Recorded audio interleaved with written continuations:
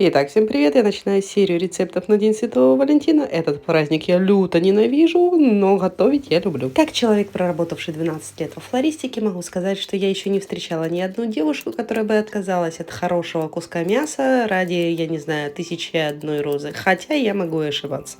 Абсолютно аналогично это работает и в другом направлении, поэтому я думаю, что на Валентина в принципе нужно есть что-то достаточно легкое и в идеале мясное. Поэтому я выбрала свиную вырезку и сделаю ее на французский способ с огромным количеством лука и чеснока. Шучу, чеснока-то на самом деле будет немного, но в общем рецепт легкий, с ним может справиться абсолютно кто угодно, и это делается всего лишь за 20 минут. Мясо мы обжариваем на горячей сковородке, без масла, без ничего, с двух сторон, и фигачим туда лук. Потом исключительно на лук мы добавляем соль, перец и немного уксуса. Внутри горы лука я спрятала одну чесночинку для пикантности ваших отношений.